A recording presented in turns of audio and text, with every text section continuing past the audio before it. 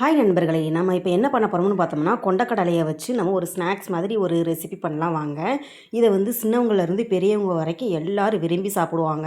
சாப்பாட்டுக்கு சைடிஷை வச்சு சாப்பிட்டோம்னா டேஸ்ட்டு சூப்பராக இருக்கும்.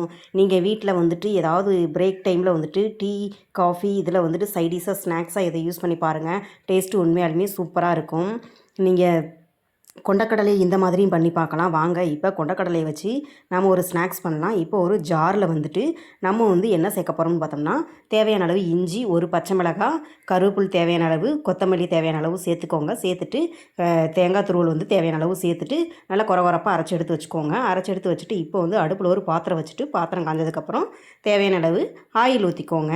ஆயில் ஊற்றிட்டு ஆயில் காஞ்சதுக்கப்புறம் கடுகு உளுந்தம் பருப்பு போட்டு பொரிய விட்டுட்டு கடலைப்பருப்பு தேவையான அளவு போட்டு நல்லா பொரியட்டும்.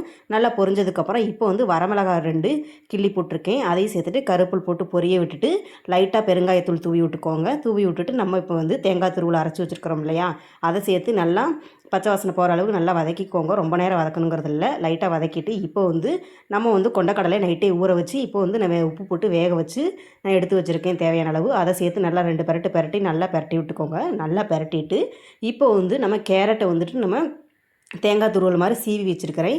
தேவையான அளவு ஒரு கேரட் எடுத்து அதை வந்து இதில் சேர்த்துட்டு நல்லா ஹை ஃப்ளேமில் வச்சுட்டு நல்லா மிக்ஸ் பண்ணி விட்டு நல்லா கலந்து விட்டு நல்லா இது பண்ணிவிட்டு அதுக்கப்புறம் வந்துட்டு நம்ம லெமன் ஜூஸ் வந்து லைட்டாக புழிஞ்சு விட்டு நல்லா மிக்ஸ் பண்ணி விட்டுக்கோங்க. நல்லா அடுப்பை ஆஃப் பண்ணிவிட்டு இந்த சூட்லேயே நல்லா மிக்ஸ் பண்ணி விட்டுக்கோங்க. அவ்வளோதான், கொண்டக்கடலையை வச்சு நம்ம ஒரு ஸ்நாக்ஸ் ரெடி பண்ணிட்டோம். நம்ம கொண்டக்கடலையை வச்சு குழம்பு அது இதுன்னு செய்வோம் நிறைய டிஃப்ரெண்ட்டாக. நம்ம இப்போ புதுசாக இது மாதிரி ட்ரை பண்ணி பார்த்தேன், சூப்பராக இருந்துச்சு. சாப்பாட்டுக்கு சைடிஷாக வச்சும் சாப்பிடலாம். காஃபி டீ குடிக்கிறப்ப இதை சைடிஷாக ஸ்நாக்ஸாக யூஸ் பண்ணி பாருங்கள். டேஸ்ட்டு சூப்பராக இருக்கும். வீடியோ பிடிச்சிருந்துச்சுன்னா சப்ஸ்கிரைப் பண்ணுங்கள்.